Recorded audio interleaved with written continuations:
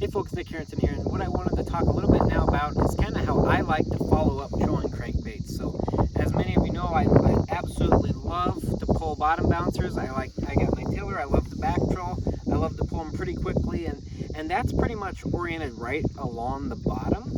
But what I have right here is kind of a modified version between pulling bottom bouncers, back trolling, and trolling crankbaits. So this is what I want to do is when I have fish both tight to the bottom, but also fish that might be suspended too, and maybe they're not favoring the crankbaits, or maybe they're more shallow. So what I'll do is I'll take crawler harnesses. I'll take the same spinner rigs I put down.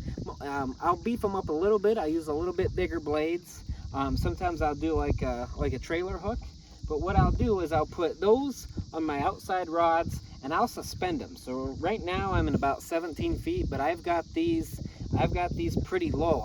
Or pretty high off the bottom. So I've got them 8 to 10 feet down because that's where I'm seeing those bigger marks that are up chasing bait. But at the same time, I'm seeing marks tight down to the bottom too.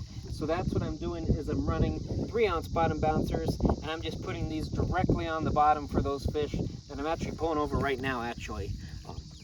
On these rods, I don't use light core, I use regular monofilament, and I do just 2-ounce bottom bouncers on the planer board rods. And then on these, for the depth we're fishing right now, the insides, I'm running 3-ounce bouncers.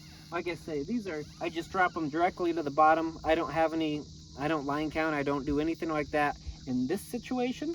Now on the planer board rods, that's when I am focusing suspended. I've got line counters on that, and I know exactly the depth I want those blades running at. So just one way that if you're faced with kind of a, it's not a perfect crankbait bite, but it's not a perfect bottom bouncer bite, this is pretty much the perfect compromise. Good fishing.